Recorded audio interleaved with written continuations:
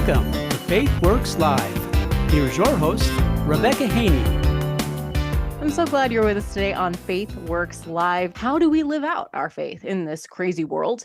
Well, that's what we talk about. And so I'm glad you're along for the ride. My name is Rebecca Haynie, and we have my friends Andrew and Katie Green have the distinction of working with the church in Ukraine. And that's kind of gone to the back of our minds. A lot of people still are aware that there's the war that kind of took over our consciousness here in America a year or so ago is now somewhat faded into the background. And that doesn't mean that it isn't a serious everyday life for the people in Ukraine, in particular, for the church, for the Christians who are hard at work serving in Ukraine, living, just trying to go about their daily lives and caring for people and ministering to the needs of their communities, continuing to faithfully serve, even in the midst of a war zone. And that's not something that they can ignore. And so I'm privileged to have back Andrew and Katie with Nikopol Evangelism and to get an update on what's happening with the churches that they know and that they work with in Ukraine. Hello, guys. It's great to see you again. Hi, Rebecca. I know since we last spoke, and it's been quite a while ago, a lot has happened. So maybe we could begin with a little bit about what it's like in Nikopol now. The fighting has come a lot closer to home, unfortunately. So if there was stuff going on in Nikopol, it was very recent. And I think things got kind of, they started off slow and then they reached a pitch that it's kind of dropped a little bit, but there's still routine bombings. And some days it's really, really bad. Like if something is going on, say, internationally, and then there'll be like across the whole border, like one day, they'll just do a bunch of shelling. You know, if Putin feels, you know, like he's been slighted in some way internationally or something, then everybody across that whole border can expect. So there's been times where it's been really, really, really bad. There was I think it was last week, we got a call from them. It was, he called us in like, it would have been the middle of our night. And he said that there was a projectile that had gone very close to the rehab facility. Yeah, and that's not even near Nikopol. So, or I mean, it's near, but it's not where they typically strike. So, which was what terrified them because they haven't been in the village much recently. So, our congregation is in Nikopol, and that was where we worked. That's the church where we were. We have two rehab facilities that are in Pokrovskoye, is a village that is close by. Yeah, it's about 8 miles or so west. And so we have a men's and a women's facility there. And most of the women were able to flee the country. And so the women's facility has been repurposed to be used for the minister's family, he and his wife, their 2 kids. And there's a couple of girls from Nikopol that are staying with them now.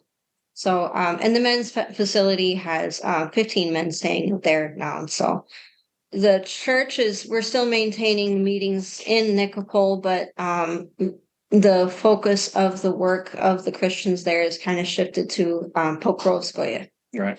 So when you talk about bombings and shelling, I can only imagine what that would be like, but I wonder if you could paint that picture for us a little bit and talk about what that's like. So in Nikopol, what they're using there is not like the huge like cruise missiles that Ukraine or Russia is kind of running a little bit low on those actually. So they had a couple of them. So they have more what they call gradi, which are rockets. They're about that big around maybe, and you know they probably. There's people listening on the radio. Yeah, they're about, I'm trying to. 8 inches across. Yeah, kind of like a dinner plate. That's big around. Probably 10, 12 feet long, something like that. Okay. I mean, they'll put a good sized hole in your house. They're not going to knock a building down. You know what I mean? Okay. They'll just take out a wall or something like that. So they've apparently done some drone strikes in some of the areas. So, you know, like I've seen pictures and I went on just to prepare kind of like, I wonder what the town looks like. And there are a lot of places that are, you know, bombed. It's not devastated like I would have thought, which was interesting. And I don't want to give people a sense of, oh, it's great over there. But mostly where they're concentrated is because of the structure of Nikopol. Nikopol, there's a river right there. And to the south of the river is if anyone's heard about the nuclear power plant, that's the one that everybody talks about. And that's right across the river from us. And if there's a wide spot there, they've made it a wide reservoir for cooling. So it's about seven kilometers. So what, about 4 miles across or something right there. And so that's where the shelling is coming from. There's a village there and the energy plant. So the shelling comes from there. It's not very accurate at all. And because from the river, it's a steep hill that kind of goes up. So that hill takes the brunt of everything. So the majority of the pictures I'm seeing are it's called Stary Miast, which means old part of town, or Stary Chast. One of the members does have a home there. Yeah. That's concerning. So Yeah. most of them are these old brick homes. In fact, that some of them are like actually clay walls with rudimentary brick in it. So, and I've seen some of that old structure that's been bombed. So like the main parts of town, I'm seeing, like where we lived, there is a market that got hit. The train station was hit last week. The train station was? Yep. Because I had seen, they just, at the beginning of May, they opened up a train route to a nearby town. So they're probably trying to keep that down. But they seem to be able to repair pretty quickly some of the stuff that gets destroyed. And of course, the town now, the situation is that like about 70% of the inhabitants have fled. So it's down from 140,000, it's down to around 50,000 people left in the city. So, which is still quite a bit. I mean, if we think about evacuating a city, it's not as though it's suddenly a ghost town either. I mean, there are lots of people that either can't leave, don't have a place to go or a way out, or have chosen to stay, like several of the Christians in Nikopol, doing so as a mission. That's dangerous, but it takes an awful lot of courage to do so.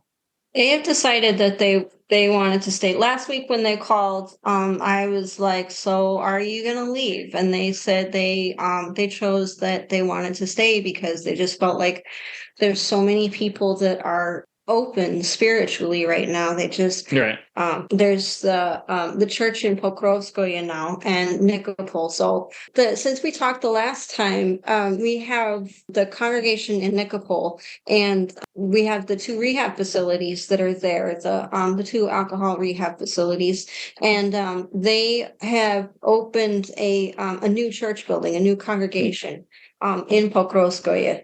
Between the two, with all of the greater spiritual awakening that has happened there as a result of the conflict, between the two, this last Sunday they had 100 people. We started probably 40 before the war, maybe. No. Before the war, there was about 50 people in Nikopol and probably about 10 to 15 at the rehab facility. At the rehab center, maybe. Well, and it's hard to say because some of them were kind of in both. They would kind of be at the rehab center and come in. So probably about 60 people-ish. So then consider that a lot of those people left the country or went to the West as far as they could go. So that would have dropped it down to probably around 25. And now they're back up to 70 or 80-ish. They just conducted street evangelism on Friday. Yeah. They've been taking the literature books and stuff out and serving hot tea and cookies, and they just visit with them and share books and things like that. So they had 8 people on last Sunday that were from the street evangelism. So they feel that there's just so much opportunity right now just to open up and talk with more people. So and they've decided to stay. That's an incredible opportunity. I mean, we think it might take an act of courage to just share here in America. If you see somebody walking down the street to talk with them about Jesus, that can sometimes be a little bit daunting. But imagine doing that while there were bombs falling around you, or the potential that could hit you or your job.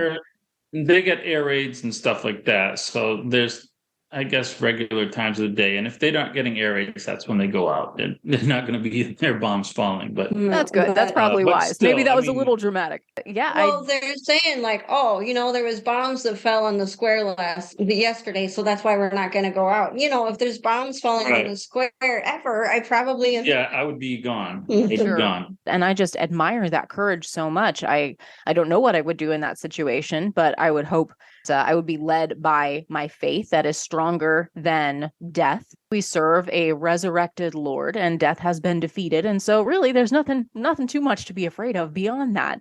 Nothing to be afraid of. Yes. And that Mhm. this life is not all that there is. And are you prepared for eternity? I mean, those conversations, while maybe people don't want to think about that if they're living in the lap of luxury or living in Western comfort, it becomes all the more real when you're in the middle of a war zone and that this life is not forever. Yeah, to just keep that focus in your mind. It kind of does kind of bring some of those scriptures to life in the sense that, okay, the Bible says, I'm a living sacrifice, but now I've actually got to act like it. Yeah. A lot of times when you hear the conversations about Ukraine, it is political. It's here's how my country Yeah, is right, reacting. right. Here's how our leaders Right. are reacting. Right. And I don't know how much everyday folks in Ukraine, our brothers and sisters that are there working, if any of that makes much of a difference in their daily life. As I've noticed how American sentiment, like I said at the beginning, seems to have kind of not necessarily shifted away from support, but there's a lot of questions about the best way to do that and the geopolitical ramifications of all of that, especially during an Yeah. election year. Are there better ways that we can be supportive of what the Christians are doing in Ukraine? I mean, a part of it, I think, is just being aware and just remembering them Right. in prayer and not allowing that to fade. But what Yeah. are some good ways that we can support what the Christians are doing in Ukraine? I think one of the things you highlight is our lack of awareness of daily awareness. I mean, and let's face it, we all have jobs and we have lives, we have to live. It was, for the first month, like it was like that's all everybody talked about. Go through this kind of like almost like survivor guilt sort of thing that we went through. I shouldn't even be able to enjoy life. These people are getting bombed, and so you kind of work through these weird stages of grief, and then you're like, okay, so I've worked through it, and now I'm moving on. And then we're on to the next phase of life, and we forget. The awareness of it kind of goes down. So awareness could look like Nikopol Evangelism does have a website, and she does a newsletter now, a quarterly newsletter. But you can even go to even the ones in Russian. You can click translate now, and you get kind of a rudimentary. But it shows the pictures. It shows a lot of the things that are happening. And it's like, wow, that's still a daily thing for them. You also get to see some of the good things. You get to look and see, my goodness, here's a war, and here's a church building full of people. It doesn't even have to be Nikopol, but to be aware of Ukraine, and there's so many churches, and a lot of them know each other. So I think that's a big thing. I would say financially, it's done the same thing at the beginning. Shot straight up in terms of the amount of contributions. It's leveled off to a hair above pre-war levels. But now you've got situations where you have inflation, you have more benevolence that's necessary. So you have a lot of these needs that they're needing to fill there's more of them, and it costs more. And we have a second congregation now. So You have a second congregation. So we are kind of needing a little financial boost. Who knows how long this is going to go on, but afterwards there's still going to be a need financially. It's not going to be like, oh, the war's over and let's all everything goes back financially to the way it was, because it's going to be costs will come down, but you have in the meantime homes and a lot of people that have to make displaced people that have been. A lot of people have lost their jobs and can't work, can't support themselves, or so you have a family who had 2 incomes previously, whereas now they have 1. The church has been doing a lot of benevolence. Right. You have people who've come into the area from a different part of the country. Well, they left everything. They left everything as it was. We don't think of it in terms of, because we're like, oh, a couple of paychecks and I'll buy a new washer and dryer. This is like they save up over there on their salaries. They save up for years to get stuff like that. So this is like stuff that they're going to have to work and work and work to, start to have their lives back at whatever point in time this is over, regardless of who wins. I mean, that's not even the issue. That's politics, and that's for God to sort out. But people's lives are going to have to be pieced back together no matter how it turns out. So.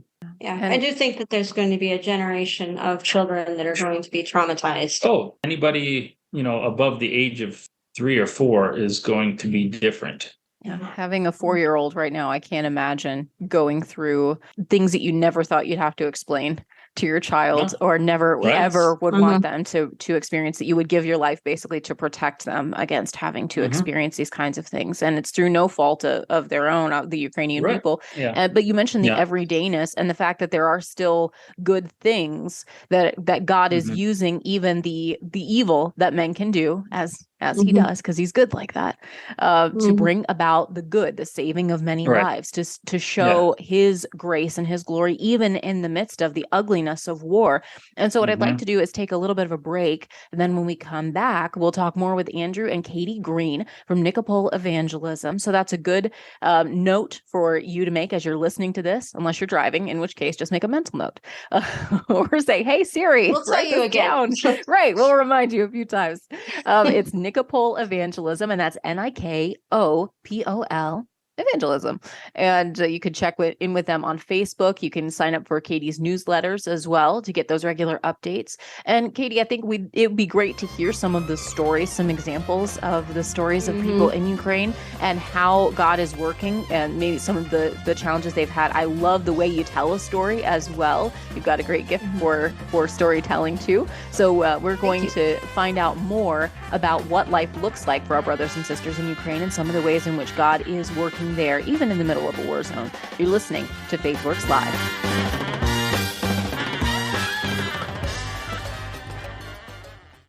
In today's world, security has never been more vital. And at FaithWorks Live, we're proud to partner with VeriGuard Security. It's a professional physical security service, and they're really raising the bar in security and private investigations. Whether you need a team of professional officers to protect what you have worked hard to build, or their mobile security units for multiple properties or large locations, from business or corporate properties to your home or neighborhood. Perhaps you've got an event coming up. They secure quality security coverage for events large and small, because it's about peace of mind and protecting you, your family, your team, and your property.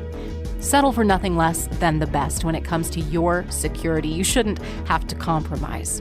When it comes to security, you can trust VeriGuard. Contact them today at verigard.us. That's VARA guard.us.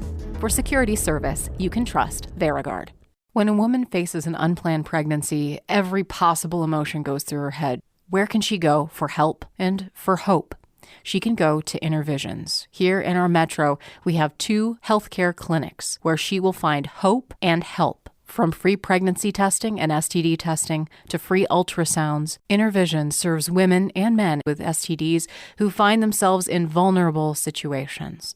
They're completely free of charge because of generous donations from folks like you. And their medical clinics help their patients get all the information that they deserve, that empowers them to make life-affirming decisions. That's what they do at Intervision's healthcare clinics right here in Des Moines. Learn more at intervisionshealthcare.org. That's intervisionshealthcare.org. And you can call 24 hours a day at 515-440-CARE. That's 515-440-2273.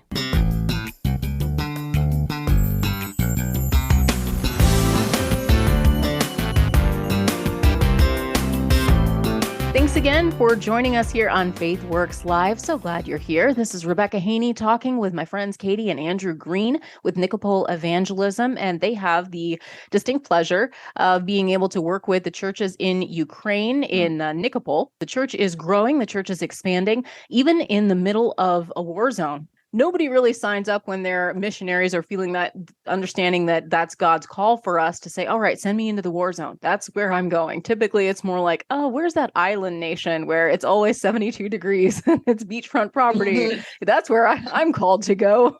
They need more gospel in Bali. That's what I know, which they do. I mean, God loves the people in Bali as well. But in the middle of violence, in the middle of unexpected chaos, I think the people of God really show up, and they are brave and they're courageous, and they need our support and our encouragement, and not to be forgotten just because the war in Ukraine has kind of faded from our main headlines and from that constant awareness, not at least not like it was.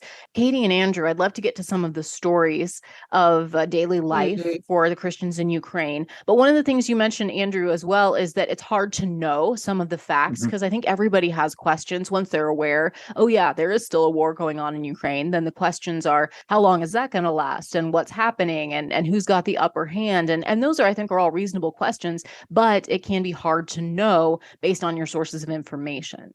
Yeah, that's absolutely true. And I found that out personally because, because of our background, and having lived there, it's like we lived over there when it started, in 2014. A lot of people don't think, the war's been going since 2014. It took a little pause.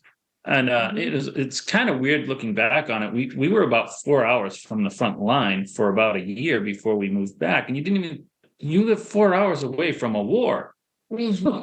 Oh yeah, that was a long ways away. Now if someone was bombing her parents' house, that would seem really close to me. But then it seemed, so far away. So people now call up like the day before they bombed. So the 23rd of February of last year, a friend of mine in Louisiana called me up. He was really concerned. Probably know Jason Corder.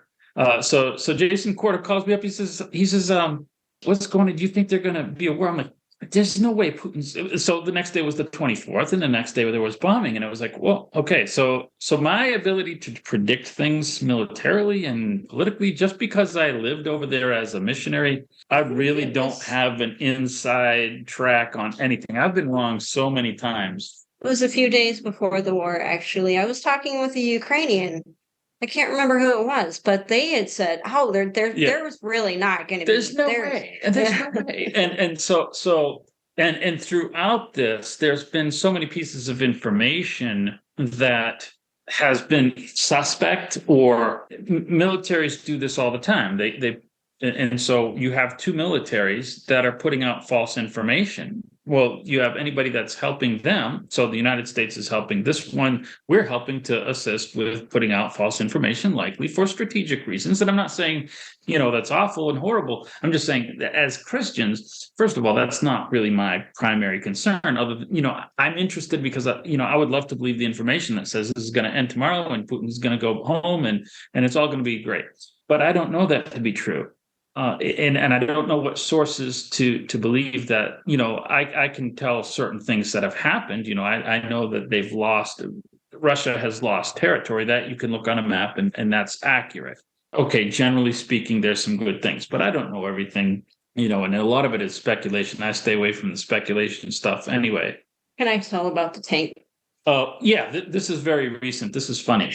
He was just reading yesterday, I think it was, and he told me that they got a tank that they had in a museum that was from World War II. This is Russia. Russia got this out of the museum, and they're trying to use that in Ukraine to fight the war. Right, and they have a photo, and it's on a train, and it is clearly a World War II era tank, Soviet tank, and it's like. That could just be an old. You don't know what that is. It's a photo of a tank on a train, but you don't know if that's. Could it be photoshopped? Right? We don't know. It could be. There's so many crazy things. So it's like I would love to believe that. Because that would be such an evidence of. We look for it's confirmation bias. We look for the things that confirm what we want to happen. So I would love to believe that. I think it's probably true. It's going to end when God wants it to end, not a day before and not a day after. God, I think, is doing something. And to draw you back to what you were saying, the most important thing is what is happening spiritually. And And I do think that that God is doing something. Biblically speaking, God always tries to do things nice first.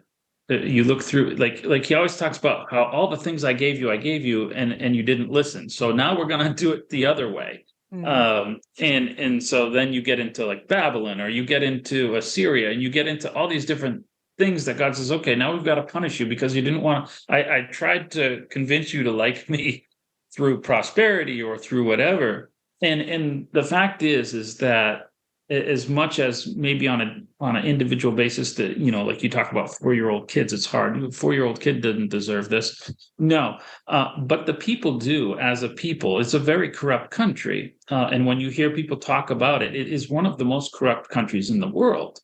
And like when you read the Bible, it talks about the dishonest weights. And you know, like, what is a dishonest weight? We would go to the market, and I would, you know, and they would have like the scales, you know, it's an open market. So you buy butter or whatever, or something. If you're buying meat, and you would see the metal kilogram and whatever, and you'd see a really shiny spot where they'd filed it down. And so a kilogram wasn't a kilogram. You weren't buying a kilogram. I didn't really care because it was, you know, pennies that I was getting robbed. It was all the way down from you know, you would see a really nice car, and someone would say, oh, that's a mafia person. You know, like just a couple of days ago, they had an oligarch get arrested and all his stuff confiscated in Ukraine. Well, there's a lot of corruption. So, and it goes all the way down. We used to budget for it. I used to budget for it on the border, because one time I was on a train and I heard, you know, like they come on the train and stamp your passports, and I hear, where's the American in Russian? Because they collect passports. So they distribute them back on the border. And so they had where's the American? So I knew what was coming. So I was like, okay, here's a couple $100 is going to leave my wallet. When we privatized the church, privatized means like zoning kind of the church. We bought a private house and turned it into a church building. We had to walk in as 10 men in a room, and we had to go into a room and hand them $100 each, you know, which to them is big money. That's probably less than we would have to pay in the United States for something like that. But to them, it was, they were making something. You know, we'd be in a taxi, and the guy would say, don't speak when we get pulled over, because it would be like, oh yeah, he was going to pay a stiff fine, and I was going to end up having to pay it. So it is corrupt. And so I think God is, you didn't listen when I made kind of Ukraine come out of some of the backwardness of the Soviet Union. Now we're going to try it a different way. And I think when you see that people are having it all taken away, and you see the growth of the churches and things like that. And I think whatever point in time that happens, and God says, now, okay, then I think that's when it ends. For 80 years, when Ukraine was Soviet, they were atheists. Right. And so, you know, we experienced that there, that people are atheists. And I think when you pushed God so far out of your society, what's left is very corrupt. And Right. God's got to deal with that. You know, you talk about your 4-year-old. You don't want your children to be growing up in this kind of corrupt culture. And so I don't want to say that God is causing the war, that God is causing the bombing or all of that, but I do think that God is perhaps using the circumstance to clean out some of the corruption, and good people are going to be affected by that, and have been. On the other hand, though, you know, God, we also know that God is working, and that he's all throughout it, and he's protecting those people that are in the congregation where we are. And, you know, I can't tell you how many times our contacts and his wife and the families in the church there have been close to an explosion, and they got out of it unscathed, though. Yeah. And there has been one member in the church in Nikopol whose windows were blown out, but I mean, his house is literally right ground zero for the war, and it's still standing, and he chose to stay there. So you know, I do think that God's hand is on on people who glorify him throughout their lives and in the actions that they choose every day. Yeah. And they're trusting him and they're staying there Mhm. every day and speaking. Every breath they take is to share the gospel and to serve one another. And I think that's exactly what the followers of Christ should be doing every day. So it's not that Yeah. different than our regular mission. It's just heightened and it's intensified.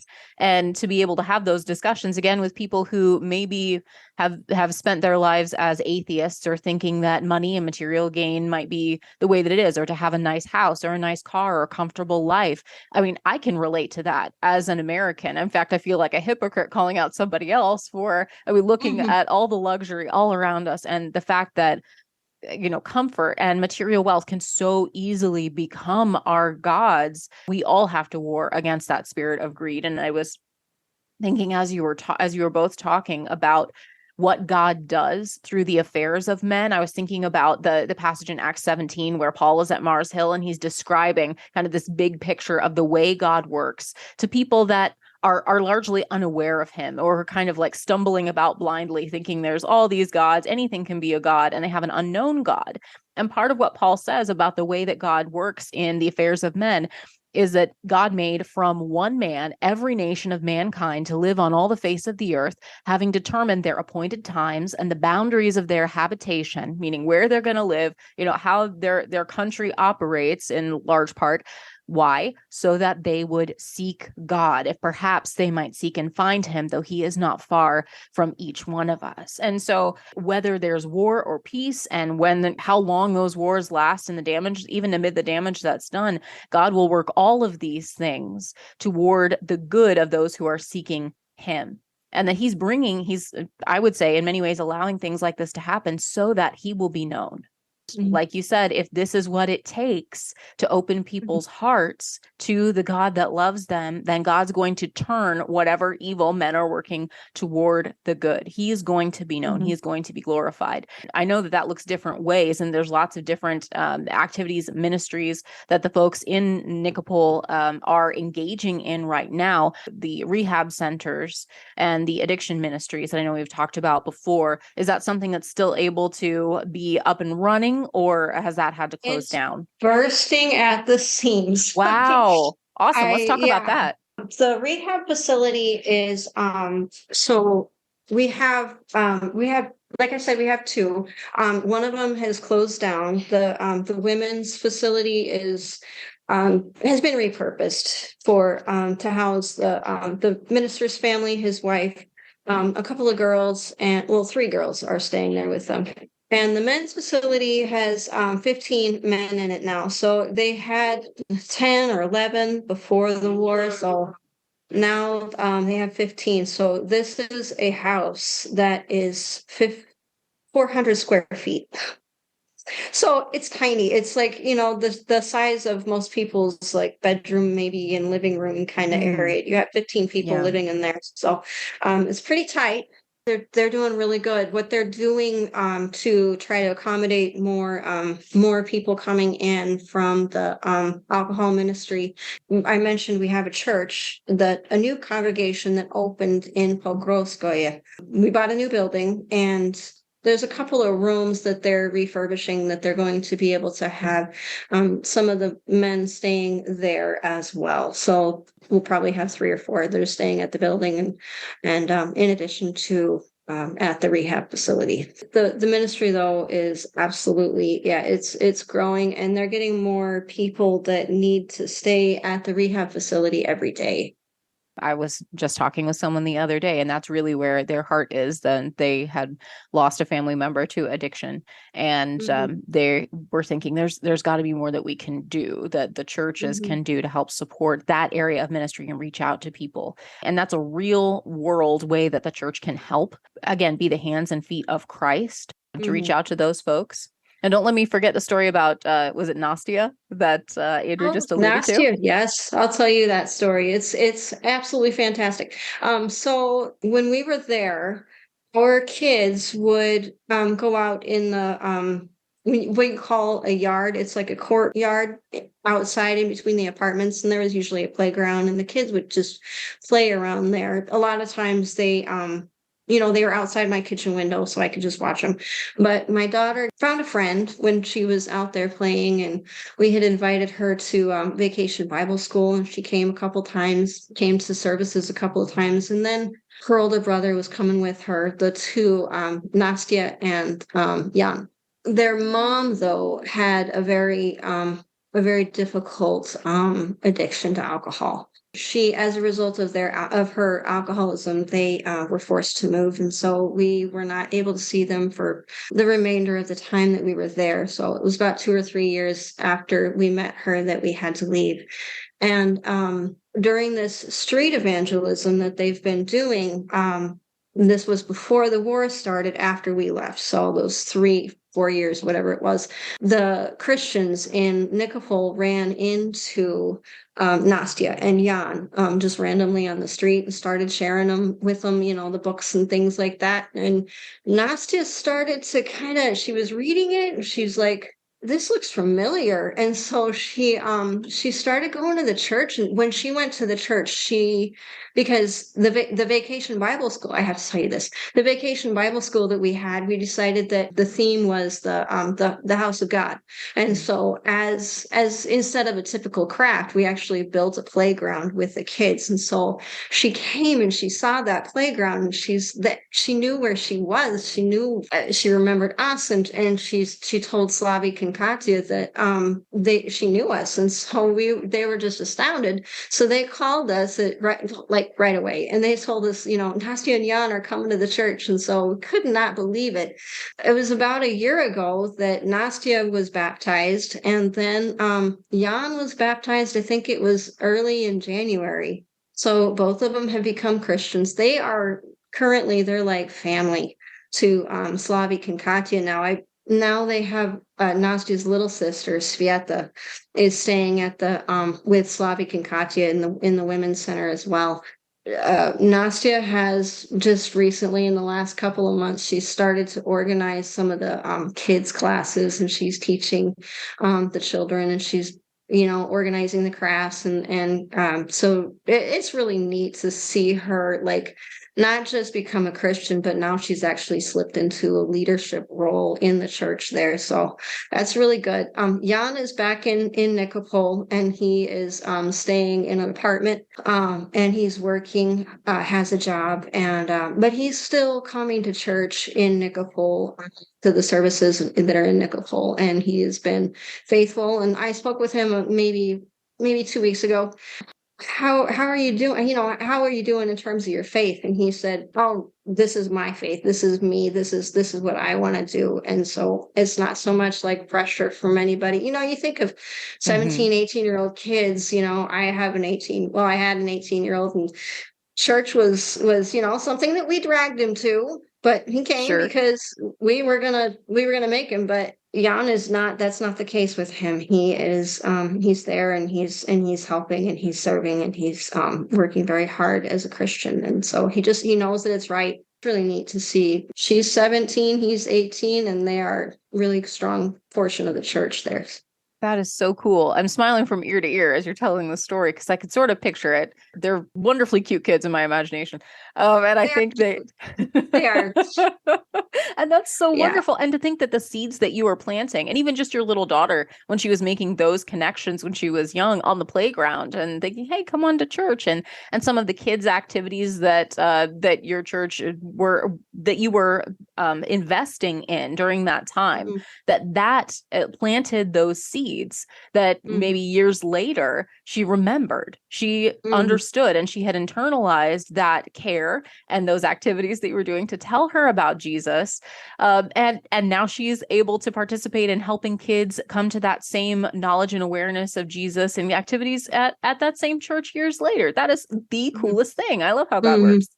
Yeah. It's kind of the full circle, She's now, we had done these activities in Sunday school with her, and now she's grown up and she's in turn teaching other children.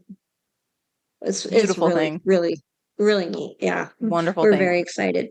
And that's a beautiful place for outreach that I think sometimes churches get into a routine. We've got to do our Sunday school and we're teaching the lessons, but it can feel maybe like Sunday school teachers are kind of underappreciated, or that if you're working with the kids, how much are they understanding? Is this having an impact? So right here, I think is a beautiful testimony that yes, if you're teaching kiddos about God and his word, you are having an impact and you have an invaluable ministry in the eyes of God. Yeah. I don't think any of that goes to waste. It does not return void. Just so encouraging anyone who's a Sunday school teacher or Bible teacher listening to this right now. Yeah. I'm hoping, I don't know, but I'm hoping she's going to get married to a Christian and she'll continue to be the future of the church. And so Sunday school teachers, please work, don't do your diligence and don't grow weary in doing good, because in due season you will reap the rewards of what you do. So, yeah, I'm hearing reports that because of the war in Ukraine, that heating and that wintertime may be pretty difficult, in particular because of the sources of energy that are housed in Ukraine and the disruption that the war has been to some of the, food growing cycles and the agriculture and all of that. There's so many areas of normal life that this has disrupted. Right now, the weather is nice, but we know here in the Midwest, as soon as the weather starts turning, or if you have drought and you can't get, to your fields, get planted and get harvesting in time, there's all these little things can impact your daily life, can make food difficult, can make heating more expensive. I don't know what they're expecting in the next few months. Yeah, life is a lot easier now. They don't have to worry about the heat. And in the winter they had rolling blackouts.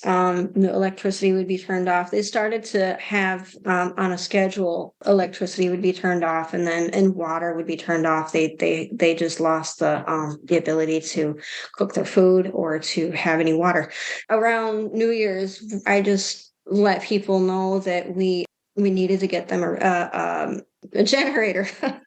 And Sure. so we did, and they really appreciated that. So they were able to at least cook their food in the church building. And then right after we got the generator for them, there was a congregation that was from the West that was able to finance 4 stoves for the members of the church, and so that was a huge blessing as well.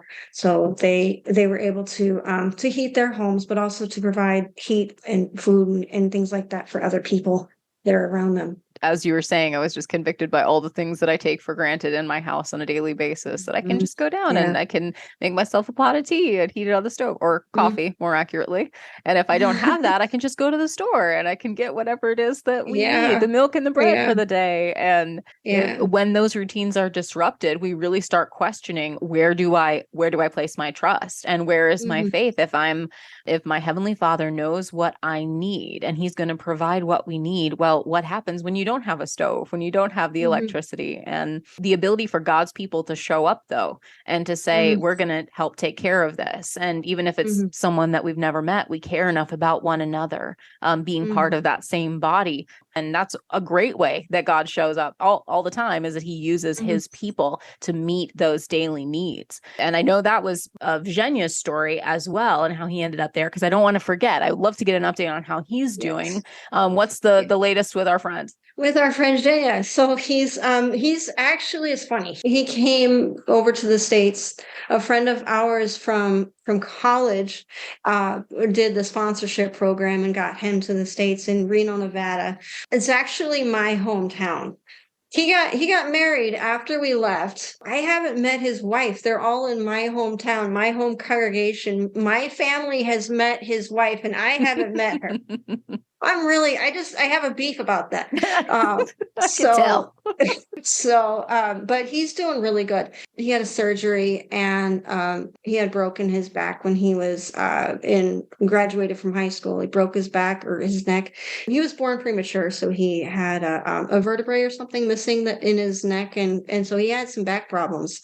And he had multiple surgeries in Ukraine and had never been able to get the problem really fixed. And so our friend from Bible college invited him to the States to have this surgery done for him. And so he got him to the States, got him to Reno, and he's had the surgery and he's recovered. Now he's a manager of a car cleaning company. So I would really like to have him come out here or to go out there, but that's a ways from us. We're in Wisconsin. So, but He's doing really well.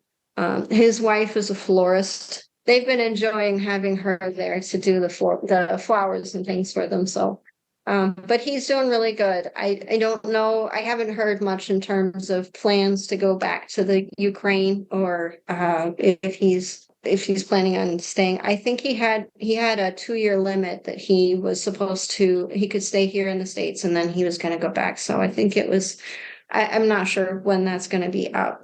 So, but he's doing really well. Well, I'm really glad to hear that. I know it sounds like you've got maybe a visit to Reno coming up in your future, I hope.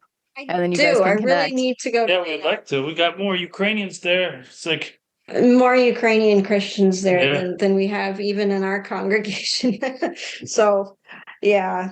Well, and understanding that connection, no matter where you go, you find God's people, and we really are a family for one another to support each other no matter where we are, anywhere around the world. Yes, that's true. Yes, we do. And it's a testimony to the family of God. There's so many people in Ukraine that are not Christians. And, we've been talking with them as well. And you can hear the panic in their voice, and they don't know what the future holds. They're scared of these explosions that are terrifying. Yeah. But the Christians, they have that hope. God's got their back. Mm-hmm. I was going to ask a question, which is something like, what do the Christians in Nikopol think is going to come next? But I mean, obviously that's difficult for any of us to say. Yeah. And Russia is clearly running out of people. There's video of them hijacking people and forcing them into the army. There's known people that have fled Russia because of the inscription that they have. So, I think historically they say when in a military conflict, once 10% of the military is dead, there's a surrender.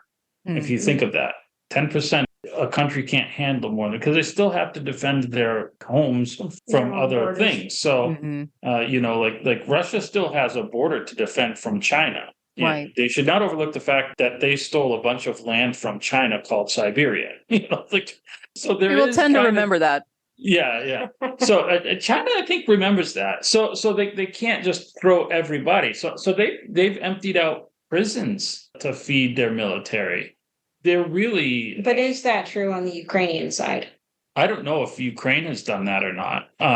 But it can't go on. Right. So it can't go on forever. Something's going to give. It's going to get unpopular on the Ukrainian side, and Europe is just going to force them to give in, because if they get no more help from Europe and the United States, then it's over. So, I mean, right now, the gains that they've been making have been because of the military support and assistance from Poland West. And otherwise, it will be over. But I can't imagine this being more than a year out from now and still continuing. No one's making any progress right now. It's in inches, So Ukraine is not going to kick out Russia out of the country. That's not going to happen. Not by force militarily. I don't see any way for Russia to steamroll. They're out of equipment themselves, or out of their best equipment. It's going to come down to a surrender of some sort on one side, and who knows? So, or an agreement, or an arrangement, like, okay, this is your land now, or whatever that looks like. And I think one way or the other, it's going to happen within a year. But as I say, I'm a very bad predictor of things. So the winter was not as bad as projected.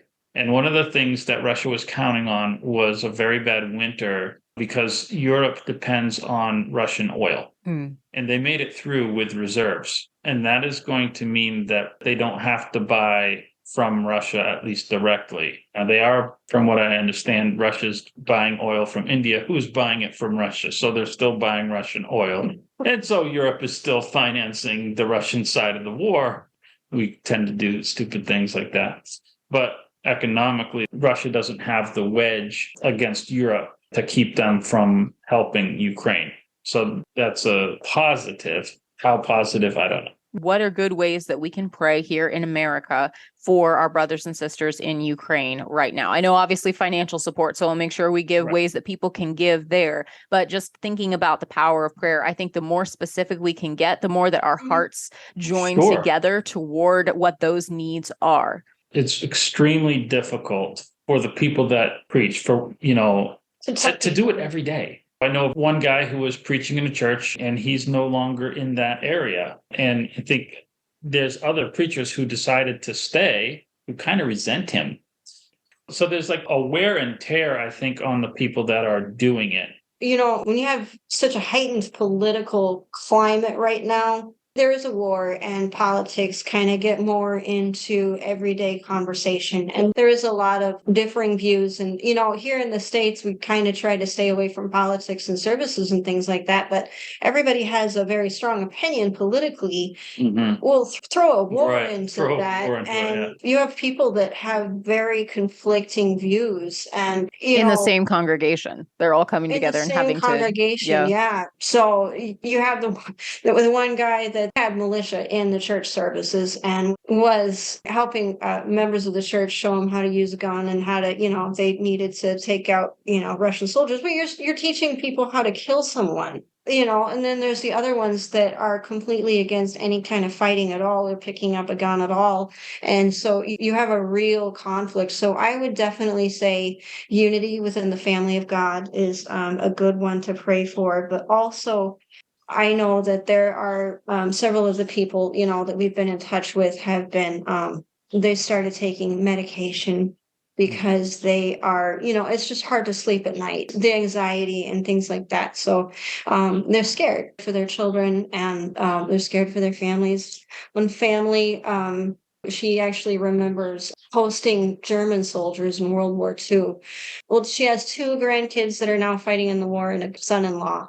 And so there's moms that are terrified. That's really a big one that we would like Christians to pray for the depression, for Christians as the PTSD, the anxiety, and the ongoing rebuilding of Ukrainian society, unity in the church. And also there's a lot of Christians, a lot of the questions that they're getting is, why do bad things happen to good people? Yeah. Why is God allowing these things to happen? And so that's another way that Christians here can hold up our Christians in Ukraine, our family over there. And of course, we can't overlook financial support and helping to stand with them in their distress there.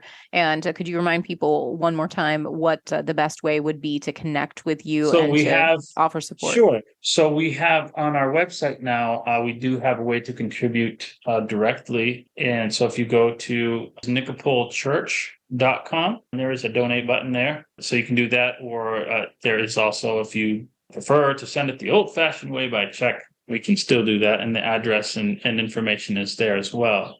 So, and that will get to them. The newsletters are on the website as well. Yep. So I post those on the front page. So information is very scant. I edit our church's website as well, so stuff gets pushed to the back burner. But it's rudimentary, but it's there. It is a skeleton. And if people follow your Facebook journeys as well, I know I've been staying in tune and praying for the brothers and sisters when I see you post about them, especially Katie, you share some of the stories and the photographs and just getting to know them, just a little bit and remembering, hey, we're family. And that's a moment to stop and pray. So when I see that pop up, like, perfect, this is a good reminder. Yes. Lord, I'm going to pray for them right now, which is honestly, maybe that's the best thing I can say about social media is that if it is a distraction, at least it can remind me to pray. That it's really activated my prayer life. If I see somebody in trouble and they're posting about it or they're sharing a story that maybe something's difficult, instead of taking the time to write, hey, I will pray for you, I just stop it. I say right there, now is the perfect time to pray. Andrew Green, Katie Green, Nikopol Evangelism would be the page. Nikopolchurch.com is a good place to go to. Nikopolchurch.com, and Nikopol is spelled Nikopol. And then it's church, and then it's .com, which I don't need to spell at this point. Again, check out nikopolchurch.com. I'll link to it in the description down below. So if you guys are listening on the air, hey, guess what? We have a podcast. So you can click the link wherever you're hearing this podcast and get more information directly from Andrew and Katie and the church in Nikopol in Ukraine. And until next time, we have a mission. So let's be about it. What is that mission? We are to love God, serve people, and live free. That's our assignment. Let's go to it. Thank you for listening to Faith Works Live.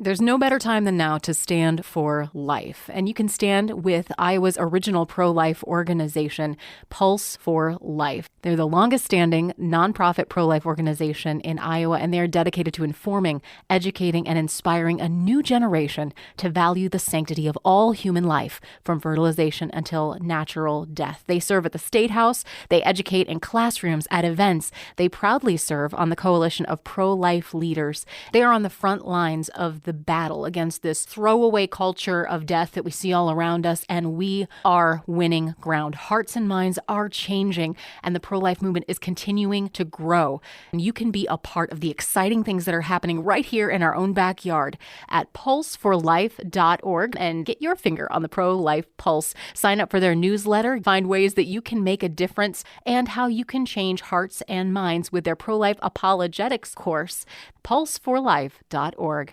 You know how much we love Animus beef at the Haynie house. It is delicious. It's wonderful quality. It's naturally raised with no steroids, antibiotics, and they just do what they do so well. High quality beef at the Animus farm.